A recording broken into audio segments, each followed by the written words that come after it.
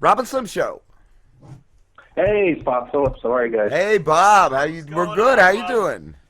I'm doing great. Nice to talk to you. You too, man.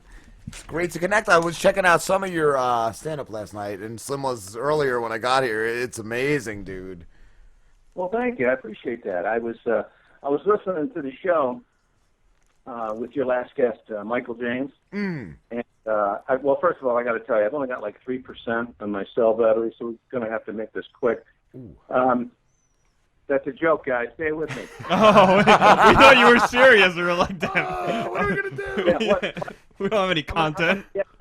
Fuck up my big podcast opportunity and call you with less than 10% battery. Come on. And you know, I want to tell you this too. I got a good friend, very funny young guy. You're going to want to watch him tonight. He's on Conan. His name is Brad Wenzel. A very funny young kid. He's from the Detroit area. And he's on Conan. I, on the other hand, am on a podcast with two guys from Jersey. So I think we all know who won this fucking. Well, we'll get him next, and you'll be on Conan, and we'll be like, I remember when we talked to Bob Phillips. Yeah, you know, that's probably not in the cards for me. I kind of know. I know that comedic trajectory probably left me behind. I'm an old guy. I'm 54 now, so that's not likely. But that's okay. I have fun doing what I do, and you know, being on XM Sirius and that kind of thing. And yeah, man. I can say what I want. I was going to ask, do you host a show on there, or do you No. do they just feature you? No, they just play my stuff. Okay. They actually played, and I'm not sure why they do. They play an old CD of mine more than they do the newer one. It's called Live in Fargo. They play the heck out of that one. And then the one that I really liked was the second one I did. It's called Pop Tarts in Air, and for some reason they're not playing that one as much. But it's, you know, it's all fun and games, right? Yeah, man. So, I was listening to a very interesting conversation you had with Michael James, and while I was listening, I looked him up I Googled him, and I put in Mike James, not Michael James, and the guy that came up, he billed himself as a clean corporate comedian. I'm like, that's not this dude. He told me, because when I first booked him, I Googled him too. I couldn't find anything, and I messaged him. I'm like, dude, do you have anything on YouTube or anything? He said no, he had to take everything down because somebody was stealing his shit. I was stealing his stuff. Well, yeah, he talked a lot about that, about people stealing. I don't know. But anyway, and I'm not knocking him. I just thought it was funny. The guy that I see, he calls himself a clean corporate comedian. I'm like, all right, I Googled the wrong dude. So anyway, but it was an interesting conversation. I was listening. Oh, and let me say this too. And this is, I looked at his Twitter page, and he's got a tweet that says, and bear in mind, I'm from Detroit. He says, "Why is anyone living in Flint anyway? Have you not seen the documentary? There's one about Detroit too. It's a dead state. Cut losses and nuke it." That is, I don't know how to react to that. Where do we go from there? I don't know. We got a lot of funny people here, so you shouldn't want to get that. Anyway, it was a fun conversation. I was listening to you guys and about the whole, the whole Amy Schumer thing, and that seems to be real hot now, and Joe Thievery and all that. And it's interesting to hear people's different takes on it. You know, some people are defending her, some people are kind of wanting to run her out of Hollywood on a rail.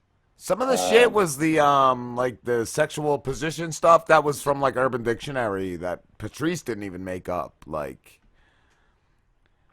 yeah, I saw the things that the bits that I watched. First of all, the Wendy Liebman bit.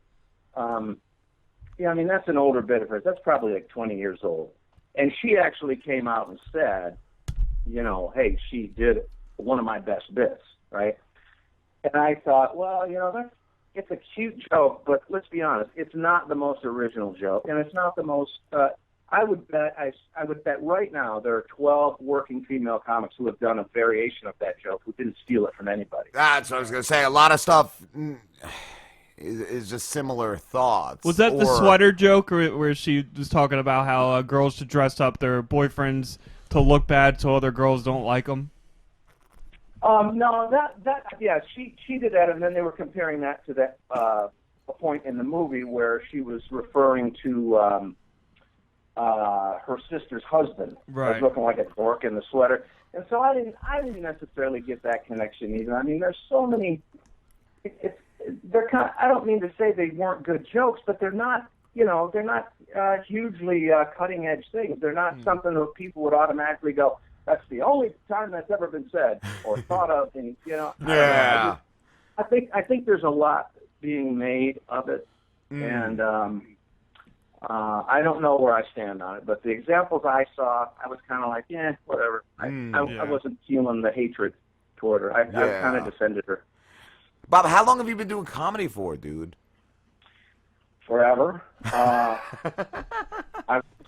been doing it since I was 3, so 51 years.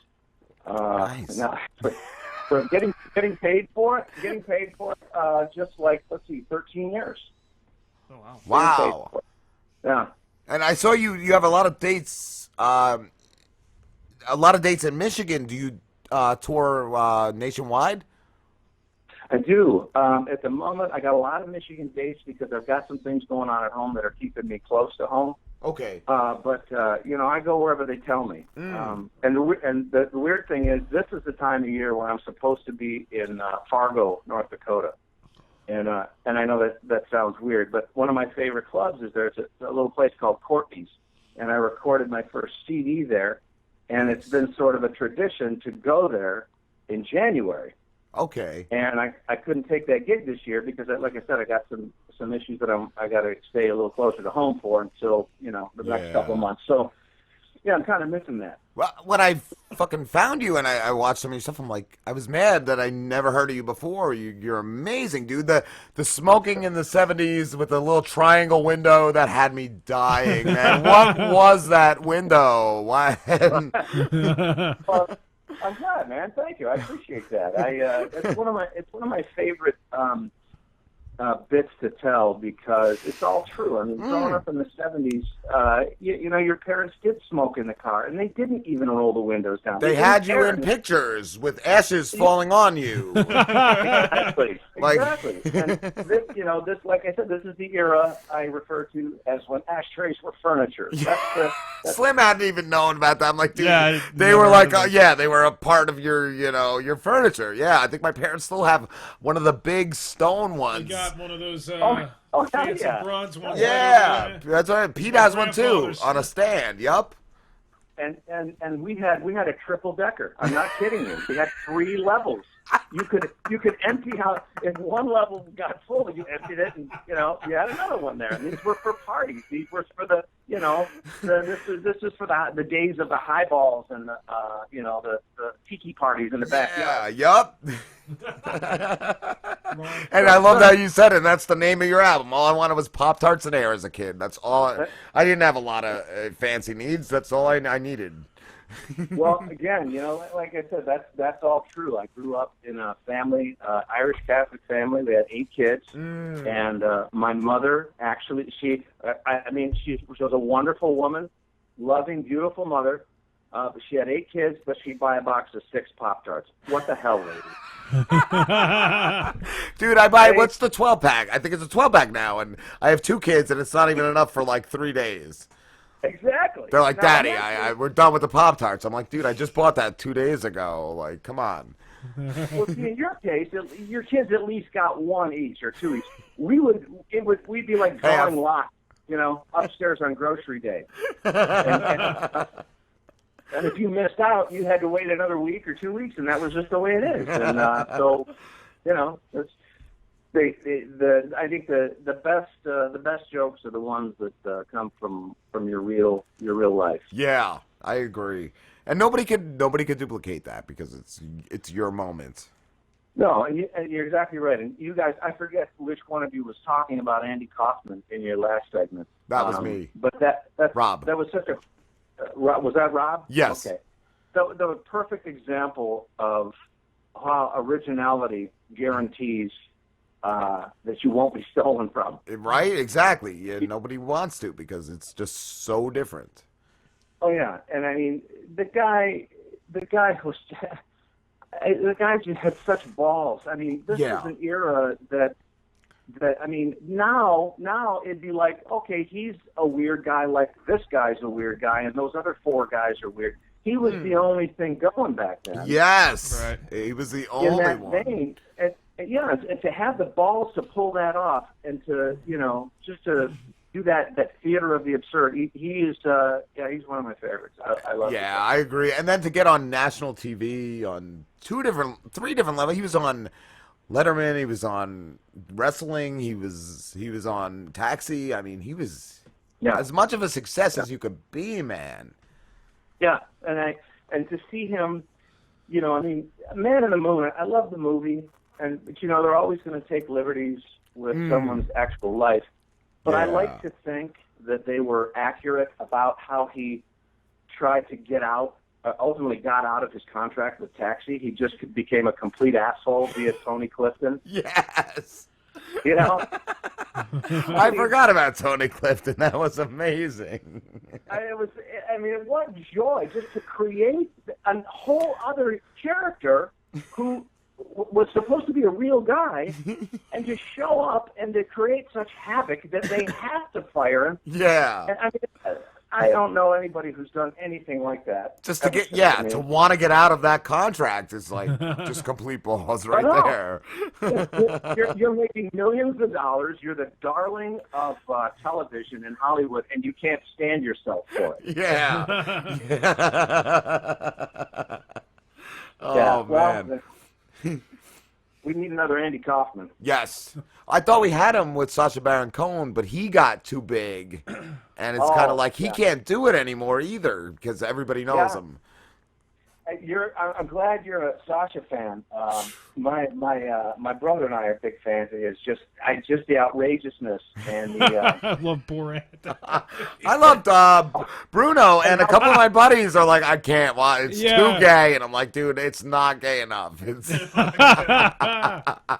when he was in was it Borat or Bruno? I can't remember which one.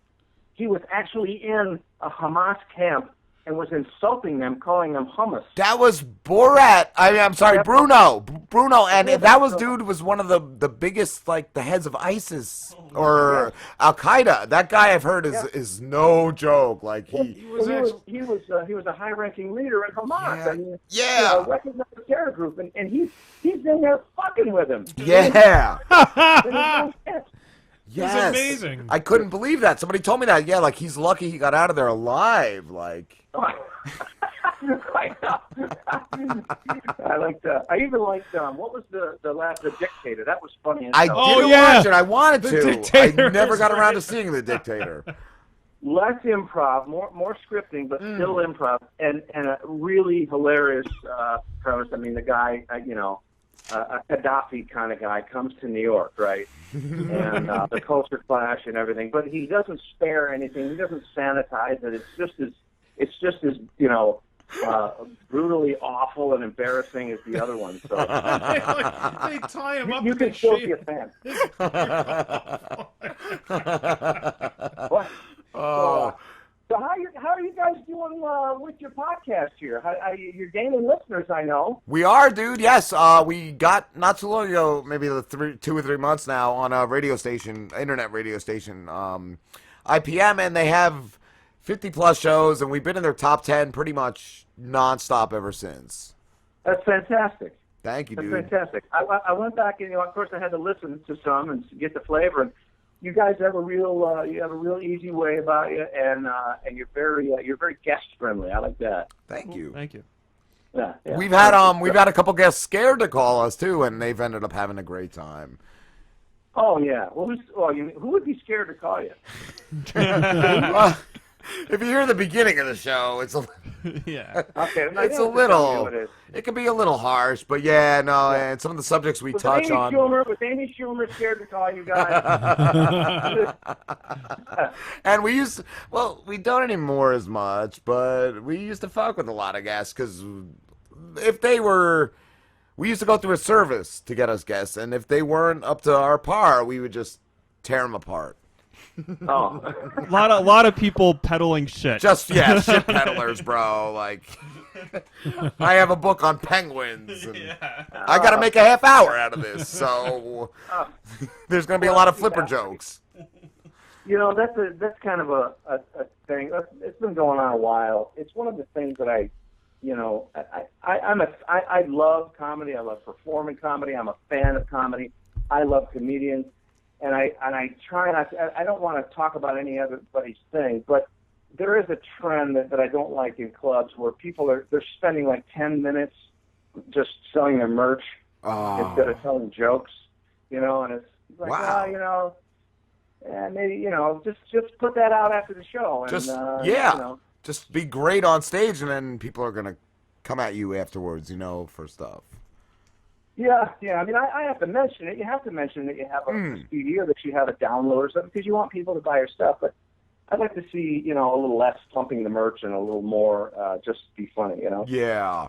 I was going to ask you, Bob, what is the bear in your pictures with the red balloon? Well, I'm gonna let you in on a secret here. Cool. Since there's only the three of us and the thousands of your listeners, I've never told anybody this. The bear was just sort of a weird thing I had in my head for a long time as a sort of a whimsical thing, a bear with a balloon sitting on a bench with me, and I always wanted to put that, make a CD cover with that. So I did that, and then I put it up on my website, and then we went around different places in Detroit, and then my hometown out here outside of Detroit, took pictures of different landmarks and stuff. And the whole idea was there's never a point where I'm looking directly at the bear. And so when people ask me over the years, they say, well, what's the deal with the bear? I always say, what bear? I like that. That's amazing. It's just a nonsense. It doesn't mean anything. It's just nonsense. And Cool. I guess I like nonsense. Because I didn't know if it tied into any of your bits or anything, because I hadn't heard or seen anything like that. I did watch Becky's Liver. That tickled me. That tickled me. Becky's Liver. Yeah, that too was from an actual show I had done in Cleveland. And now I was exaggerating. There were more than 6 people in the audience. There might have been like 30. Oh, I was going to say 7. A 200-seat showroom, and this is a benefit for a kid who needs a liver? Are you shitting me? I mean, these people they have enough sense to be embarrassed about it. And I love, too, in the teenagers clip when you asked if anyone was a single parent and nobody said anything. You're like, oh, everyone's paired up out of here. That's great to hear. Yeah, the thing is, it's kind of a bad habit I have. Some of my comedian buddies that I do shows with, they kind of check me on that. I have this sort of bad habit of what they call it polling the audience. I love that. I'm asking a question. How many people got and I don't want to be the guy who does 20 minutes of crowd work. I like just to do jokes, but I genuinely want to know what is going on in people's lives, so I'll ask these questions. But that particular question always gets the same response. Nobody wants to say it, and I don't get it. I mean, it's nothing to be ashamed of anymore. It's like I didn't ask who had chlamydia. I said, who's a single parent? Pete raised his hand. For the chlamydia part. Yeah. Yeah, it's a weird thing, but that's a bad habit of mine. I like it. One of our buddies recently sent me a clip of himself doing stand-up, Alan, and I just loved it because he was getting on some racy subject matter, and you'd hear the audience go, oh, like they were upset, and he didn't make it a public video, but he shared it with me, and I was so happy to see the audience cringing at some of his jokes. Like, yeah. I love making them cringe. I love making them cringe and then making them pay for cringing. Because you can't be an adult and walk into a comedy club and put your $15 down and think you're only going to hear offensive stuff, or it's like, come on, grow up. Exactly. Now, this clip that your buddy did he address the groaning or the people objecting to his? No, I loved it because he just went on with it, and it made it better for me because I enjoy that personally, seeing the crowd uncomfortable and him just keep going on. I loved it. Me too. I love that too. If any comedian, I don't care what they're saying. I don't care how jarring it is or how quote unquote offensive it is. By the way, you can't offend a stand-up comedian. You just can't do it. I don't care how jarring or surprising it is. Even if it's not great comedy, if they commit and just keep auguring into the ground, Yes. I love that. That's one of my favorite things to see. Me too. And that's what they say is a comedian's comedian when somebody does that. Like they that's one of the titles they give you. Suicidal is another sometimes. Constant suicidal is what I have. I think I'm not saying this is the best comedy. What I like to see is somebody who challenges the audience or says something, that people know to be true. It's an uncomfortable truth, and you get people squirming in their chairs, but then they turn around and they get them comfortable with it because they're looking around, okay, that's all of us. That's what he was doing, and that's what I like about you, too, because you seem like you go a little harsh, and then you reel them back with something real funny, and they can relate to it, and then you come back with it.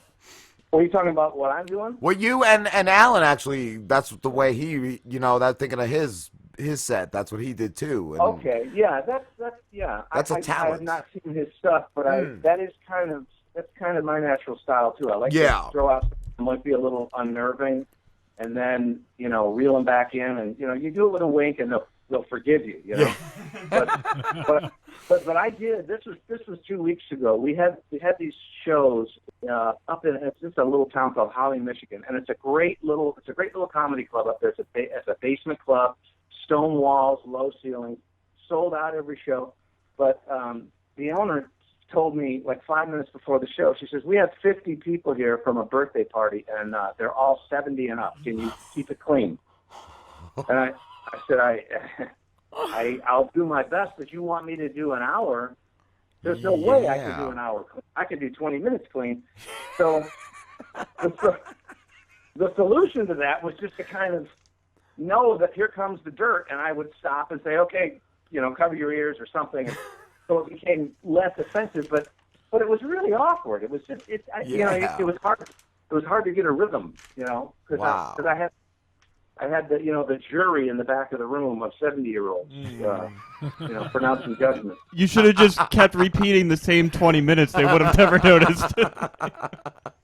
Well, you know what? I gave up about a half an hour in and said, I got to do my act. There's 100 other people here who want to see what I do. And I just said, to hell with it. If I get complaints, I get complaints. So now the lady came up to me. She's the birthday girl. She's got a fucking tiara on her head. And I swear to God, she's got a tiara, and she's got a little bow that somebody has put on her sweater. And she goes, I just want to tell you, I didn't like some of your jokes, and I thought she was going to tell me she didn't like that I dropped an F-bomb here and there. Yeah. And I said, okay, well, I'm sorry. Was it the swearing? She goes, no, it was the joke about your nuts. She likes them a little saggier. Yeah, a 70-year-old birthday girl with a tiara actually talked about my nuts after the show. I think I won. That's going on a resume. Right? It is. It should. It should. Oh, shit, Bob, we have to wrap this up, dude, but thank you so much for talking to us. Hey, you guys are great. I'd come on anytime. I appreciate it, and let me know if you need some other guests. We got a lot of funny guys here and ladies here in Detroit. I will. Awesome. I will definitely talk to you about that. And where can everybody find you? This weekend, I am at the Ann Arbor Comedy Showcase in Ann Arbor, Michigan. I think the following weekend, I'm at I'm at a place called Frankenmuth. This is that's a German city up near Flint, the one that Michael James doesn't like. He wants to nuke Flint. It's that's a private show. Never mind, doesn't matter. So come on, see me in Ann Arbor if you're around these parts. Awesome. And what's your website? It is BobPhillipsComedy.com. And that's Phillips with 2 L's. BobPhillipsComedy.com. Awesome. Thank you, Bob. Thank you, guys. Have a great night. You too. Have a better one. Okay. Bye-bye. Bye.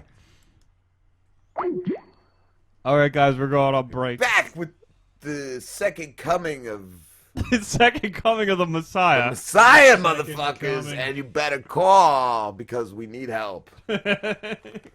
We'll be back. I'm gonna take a few shots before this one. Give me like